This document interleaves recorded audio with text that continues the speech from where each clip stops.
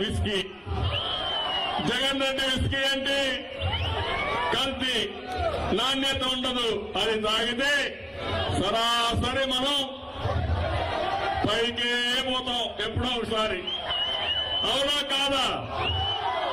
అందుకనే ఎందుకు వచ్చింది ప్రాణాలు కాపాడుకోవాలని ఉండే అలవాటు కోసం రాజుపేటకు వచ్చి ఒక పెగ్గేసుకొని మళ్ళా ఇంటికి పోతారు. ఎవరైనా ఒక బాటలు క్వార్టర్ తీసుకుపోతే పోలీసులు వస్తారు. అవునా కాదా?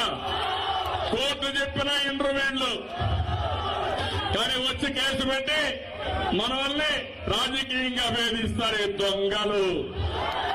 అవునా కాదా అని మనం అడుగుతున్నా. ఎందుకు కొత్త బ్రాండ్లు పెట్టావు? సమాధానం చెప్పు.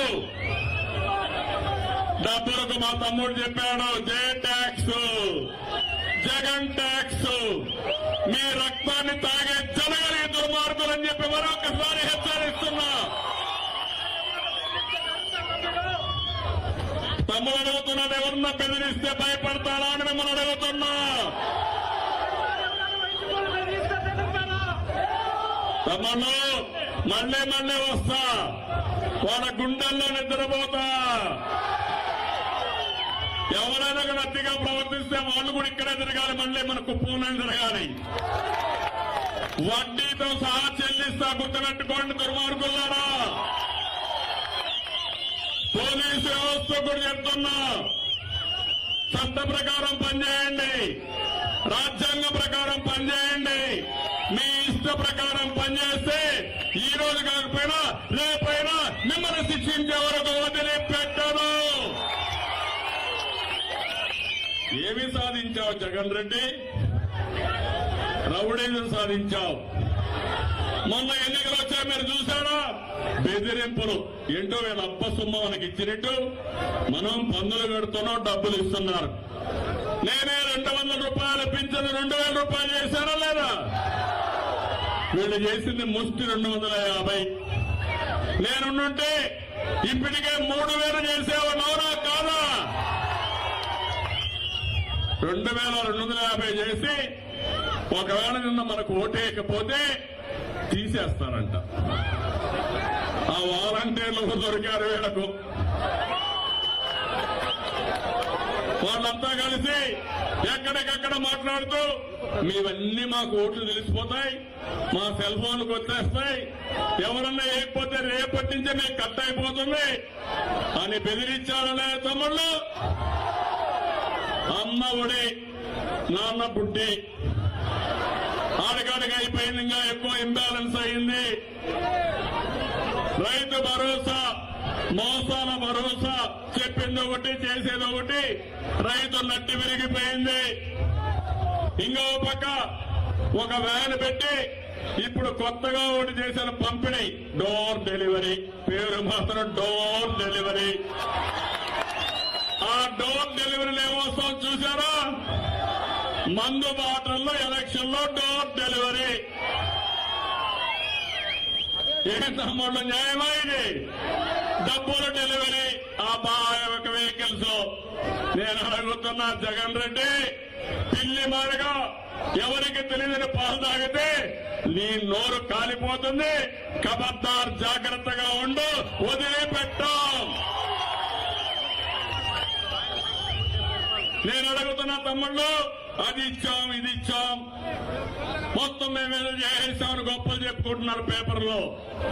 తమ్ముళ్ళు, ఇచ్చేది 10 రూపాయలు, వసూలు చేసేది 100 రూపాయలు. అవునా కాదా?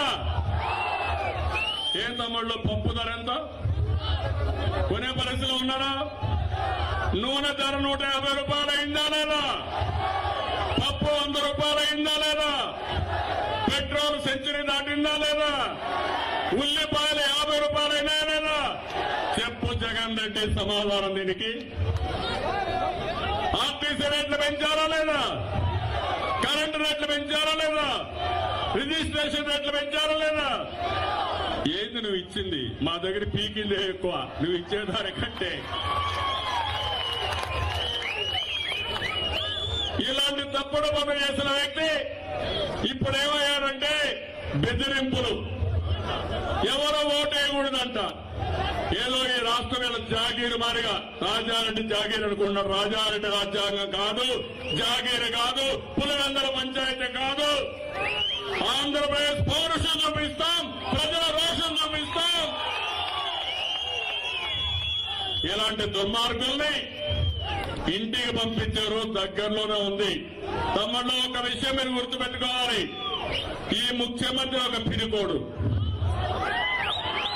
పోలీసులు లేకపోతే బయట కూడా రాడు. ఇప్పుడు వస్తాడా?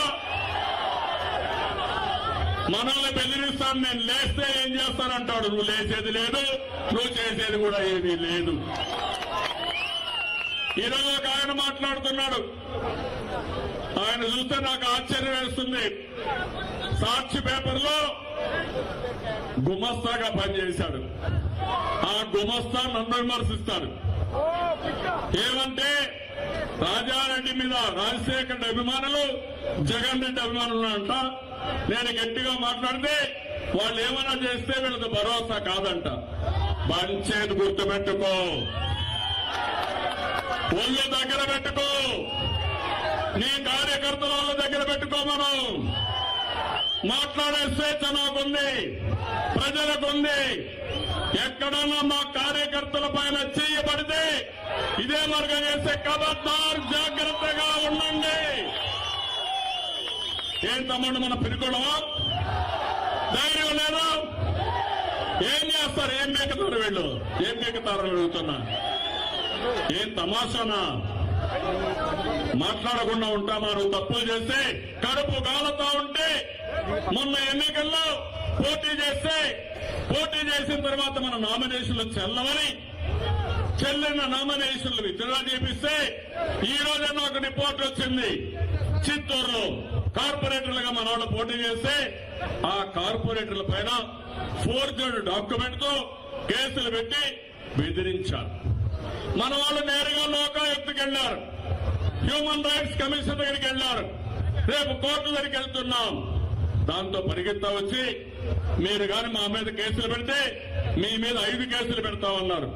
నేను చెప్తున్నా, మా మీద 5 కేసులు పెడితే మీ మీద 50 కేసులు పెడతాం. రేపు రాబోయే రోజుల్లో మన అధికారం వస్తావా లేదా తమ్ముళ్ళు? వస్తావా లేదా? వస్తామని తెలియకెత్తండి. చారిత్రక అవసరం నాకు ముఖ్యమంత్రి అవసరంలా. నాకెందుకు ముఖ్యమంత్రి? 14 సంవత్సరాలు నేను ముఖ్యమంత్రి. నా రికార్డు బ్రేక్ చేయాలంటే ఇప్పట్లో ఎవరికి చేత కాదు, ఎవరి తరం కూడా కాదు. కంబైన్ ఆంధ్రప్రదేశ్ లో 9 సంవత్సరాల ముఖ్యమంత్రిని. ఇప్పుడు 2 రాష్ట్రాలు కలిస్తే తప్ప ఆ రికార్డు ఎవరు బ్రేక్ చేయలేరు. అట్టే ఉండిపోతుంది. సమైక్య ఆంధ్రప్రదేశ్ లో 10 సంవత్సరాల అపోజిషన్ లీడర్ ఎవరో కాదా?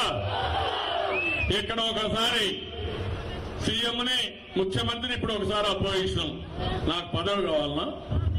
నీ మారిగా నేను రాష్ట్రాన్ని దోచుకోవడానికి రాలేదు, సేవ చేయడానికి వచ్చాను. సేవ చేయడానికి కాదు. నువ్వేం పని చేస్తున్నావు? సేవ చేస్తున్నావు. ప్రజలందరినీ కొండపోయే పని లేదు, గుండు కొట్టి చేస్తున్న మనందరినీ తిరుపతి కూడా అవసరమే లేదు తమ్ముళ్ళు. నిద్ర చేస్తే గుండు, ఇసుక వేళకే కావాలి, లిక్కర్ వేళకే కావాలి, భూములు వేళకే కావాలి, ఖనిజ సంపద వేళకే కావాలి, దోపిడీ చేసి ఎర్ర చందనం కూడా వేళకే కావాలి. ఒక ఆయన అంటాడు, పూతుల మంత్రి ఏమంటాడు అన్నారు తమ్ముళ్ళు? పేకాట ఆడుకుంటే తప్పులేదంట. పేకాట ఆడుకునే వాళ్ళు, ఇంకో పక్క కోడి పందాలు ఆడుకునే వాళ్ళు మంత్రులు. ఆడుకోండి మీరు కోడి పందాలే. అదే మా కోడి కత్తి జ్ఞాపకం ఉందా? కోడి కత్తి డ్రామా జ్ఞాపకం ఉందా? డ్రామా రాయుడు జగన్, అవునా కాదా? ఏమైంది కోడి కత్తి? సమాధానం చెప్పు. నా మీద హత్యా ప్రయత్నం అన్నావు, నన్ను చంపడానికే వచ్చారన్నారు. దేంతో? కోడి కత్తితో. ఇప్పుడు ఆ కోడి కత్తి కేసు చెప్పంటే తేలుగుట్టున మనిషి మారిగా గమ్మన్, దొంగ మారి గమ్మని ఉంటాడు. ఇతను అబద్దాల కోరు, అవునా కాదా? మీరు ఒక్కసారి ఆలోచించండి. తమన్నా ఆ రోజు మనకేం చెప్పాడు? వివేకానంద రెడ్డి చనిపోతే ఇదే అసాక్షి పేపరు టీవీ వేసింది, గుండెపోటుతో చనిపోయాడు. ఎందుకయ్యా రక్తం వచ్చింది? మామూలుగా అప్పుడప్పుడు వస్తుంది కొత్తగా తీరి, ఎవరైనా గుండెపోటుతో రక్తం వస్తుందా తమ్ముళ్ళు? ఆ తర్వాత మనిషిని దహనం చేయాలంటే ఆయన కూతురు అడిగింది, నేనే ముఖ్యమంత్రి అప్పుడు, నాకు అనుమానం ఉంది శవ పరీక్ష చేయాలంటే అక్కడి నుంచి దాచిపెట్టి వీళ్ళంతా రెడీ చేశారు. ఆ బాడీని తీసుకుని ఏదైతే ఐస్ బాక్స్ లో పెట్టి కుట్లేసి రూమ్ అంతా క్లీన్ చేసి అంత్యక్రియలు చేసేయాలనుకున్నారు. అప్పుడు పట్టుకున్నాం. పట్టుకుంటే పోస్ట్ మార్టం చేస్తే తలంతా నరికేసి మెదడంతా బయటకు వచ్చింది. అక్కడి నుంచి ఎంక్వైరీ చేస్తే అతను ఒక మాట అన్నాడు. ఏమన్నాడు తెలుసా? మాకు నేను తండ్రి లేని పిల్లోడిని, నాకు మీరు జడ్జి గారు శిక్ష చేస్తున్నారు, నాకు తండ్రి కూడా లేడంటాడు. అప్పుడు ఆ జడ్జి ఆలోచించి ఏమయ్యాడు నీ తండ్రి ఎంక్వైరీ చేస్తాడు. ఆ లాయర్ చెప్తాడు, ఆ తండ్రిని ఈయనే చంపేశాడు సార్. ఆ తండ్రిని చంపేసి ఇప్పుడు తండ్రి లేని బిడ్డగా తయారై దానిపైన మళ్ళా కేసులో ఏదో రెమిషన్ కావాలని అడుగుతున్నారంటారు. మీ బాబాయిని చంపితే ఎందుకు సమాధానం చెప్పవని నేను అడుగుతున్నా. ఈ రాజుపేట సెంటర్ లో చెప్పే ధైర్యం మీకుందని అడుగుతున్నా. చెప్పాలా లేదా అని మిమ్మల్ని అడుగుతున్నా. బాబాయిని చంపిన వాడు నిన్ను నన్ను లెక్క పెట్టుకుంటాడు తమ్ముడు? పెట్టుకుంటాడా? మానవ సంబంధాలున్నాయి ఇతనికి. అలాంటి వ్యక్తి ముఖ్యమంత్రిగా ఉండడానికి అర్హత ఉందా అని మిమ్మల్ని అడుగుతున్నా. ప్రత్యేక హోదా ఏమన్నాడు? ఊరూరు తిరిగి ముద్దులు పెట్టాడా? ముద్దులు? మీరు కూడా ఆ ముద్దులతో పులకించిపోయారు, అవునా కాదా?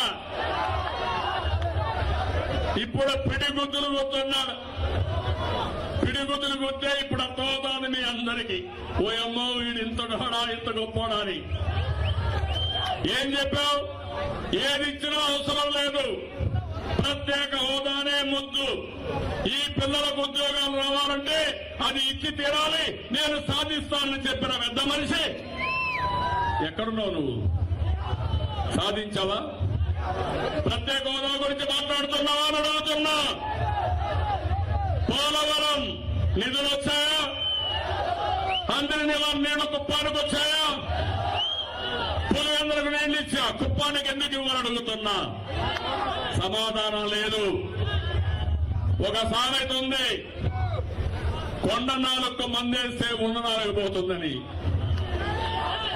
ప్రత్యేక హోదా సాధిస్తానని మనం అనుకుంటే ఇప్పుడు విశాఖపట్నం స్టీలు, విశాఖ ఉక్కు, ఆంధ్రుల హక్కు అది కూడా పోయింది తమ్ముళ్ళు. సెంటిమెంట్ లేదు. మీరు గుర్తుపెట్టుకోవాలి, ఇలాంటి దుర్మార్గమైన కార్యక్రమాలు చేసే పరిస్థితికి వచ్చాడు. విభజన హామీలు ఆటకెక్కాయి, అమరావతి విధ్వంసం పాలైంది. ఎక్కడ చూసినా ఇదే జరిగి నేను ఒకటే చెప్తున్నా, పొంగునూరు పులివెందుల్లో ప్రజాస్వామ్యం లేదు, అక్కడ ఓట్లేసే పని లేదు. వీళ్ళింట్లో పనిచేసే వాళ్ళని పెడితే అక్కడ ప్రజలందరూ వాళ్ళ కూడికలు చేయాలి. మీకు కూడా కావాలా అలాంటిది? పొంగునూరులో అందరినీ అనానమస్ గా చేసి బలవంతపు ఏకగ్రీవాలు చేసి అక్కడ నుంచి వాళ్ళని వివిధ ప్రాంతాలకు పంపించి అక్కడ దౌర్జన్యాలు చేసి రౌడీజం చేసి అక్కడ కూడా గెలవడం ప్రారంభించారు. ఇక్కడ పెట్టుబడి పెడతారు, పెట్టారు. మొన్న పొంగునూరులో పెట్టుబడి కూడా అవసరం లేకుండా మొత్తం 100% వాళ్ళకే వచ్చేసాయి. ఏంటంత గొప్ప నాయకుడు అయినా? అంత సమర్థుడా? అంత సేవ చేశాడా? పోలీసులను అడ్డం పెట్టుకొని మన వాళ్ళపైన దాడులు చేసి మొత్తం బలవంతపై ఏకగ్రీవాలు చేశాడు. ఇప్పుడు కుప్పంలోకి వచ్చాడు, చిత్తూరు పోతున్నాడు. మీరు ఒక విషయం గుర్తుపెట్టుకోవాలి, ఒకప్పుడు నేను రాజకీయాల్లో ధర్మవరం నియోజకవర్గంలో ఉండేది. అక్కడ ఒక ఎమ్మెల్యే రౌడీగా తయారైపోయి అప్పట్లోనే రాత్రుల్లో ఎవరన్నా ఒక అమ్మాయిని కిడ్నాప్ చేయడం, చంపడం, రేప్ చేయడం చేసి తెల్లవారుతో పొదల్లో ఒక చీర కనపడేది. మేము ఆ రోజు పోరాడాం. ఇవన్నీ అరాచకాలు జరిగాయి. ఎవరు బయట రారు కానీ ఇది అరాచకమైన పోరాటం. ఈ రోజు మన నియోజకవర్గంలో కూడా మన రాష్ట్రంలో కూడా మీరు చూస్తే ఎక్కడికెక్కడ బలవంతపు సెటిల్మెంట్లు, బలవంతపు వస్తువులు, కుప్పం మొత్తం గ్రనైట్ ఫ్యాక్టరీస్ అంతా డబ్బులు వసూలు చేస్తున్నారు. అవునా కాదా? చోటా మోటా నాయకులందరూ వీళ్ళేం చేస్తున్నారు? డబ్బులు వసూలు చేసి సాయంత్రం అయితే పార్టీలే పార్టీలు అక్కడి నుంచి అరాచక శక్తులు విజృంభించి దాడులు. ఆ దాడులు పూర్తిగా రేపు రాబోయే రోజుల్లో ఎక్కడికి పోతాయో మనకే అర్థం కాని పరిస్థితి.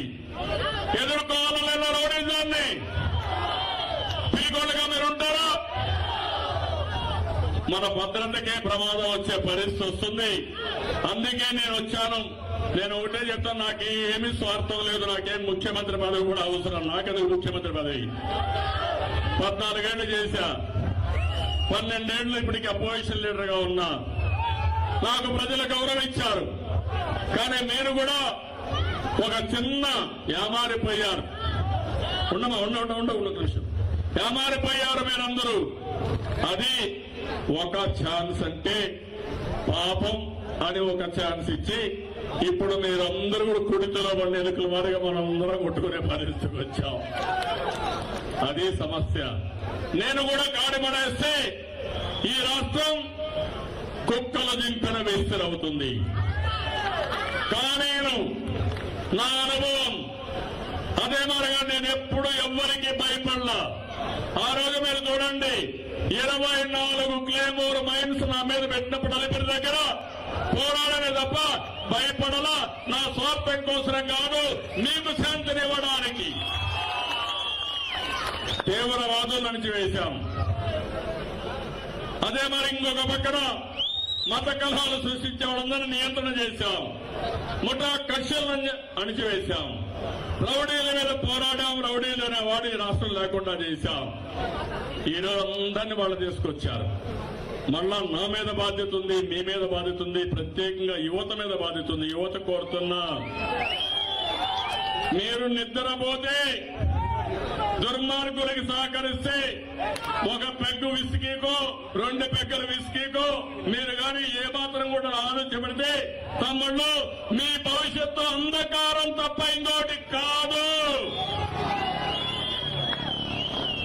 రాష్ట్రం చాలా నాశనమైనప్పుడు మనందరం ఆలోచించుకోవాలి.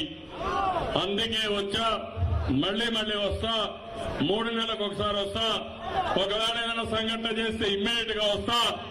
ఎవరైనా సరే న్యాయబద్ధంగా ఉండండి, నేను సహకరిస్తా. అన్యాయంగా వస్తే మాత్రం కబద్దారు, జాగ్రత్తగా ఉండండి. మా కార్యకర్తల ప్రాణాలు కూడా లెక్క చేయరు. ప్రజాస్వామ్యాన్ని కాపాడతారు.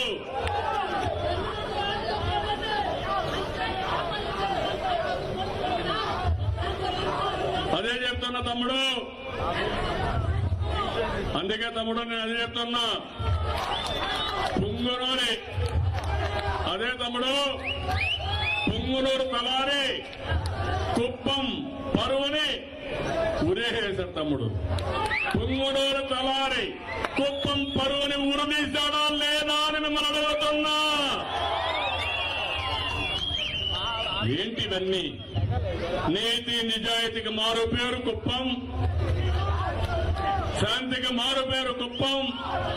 నాకు గుండె నిండా నింపుకున్న ప్రాంతం కుప్పం. అవునా, బాగుండే నా నియోజకవర్గం కుప్పం. అలాంటి కుప్పాన్ని ఇలాంటి అప్రతిష్ట పాలు చేస్తే పోరాడదాం. విజయం మనదే. అధైర్యపడద్దని మరొక్కసారి అందరినీ కోరుకుంటూ పేరు పేరున ప్రతి ఒక్కరికి ప్రత్యేకంగా అభినందన తెలియజేసుకుంటూ జై తెలుగుదేశం, జై జై తెలుగుదేశం, జై ఎన్టీఆర్, ఎన్టీఆర్ అమర్ హై, ఎన్టీఆర్ అమర్ హై. పోరాటానికి సిద్ధమా? చేతులు పైకెత్తండి. రోషం ఉంది, ఆత్మాభిమానం కోసం ఉన్నాం.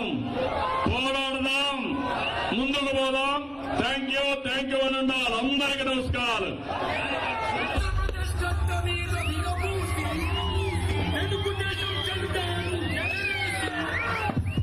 కార్యకర్త ఎక్కడో సెల్ ఫోన్ పడిపోయింది, అది చూసి ఇవ్వండి. ఎక్కడ దొరికితే హ్యాండ్ ఓవర్ చేయండి. తమ్ముడిది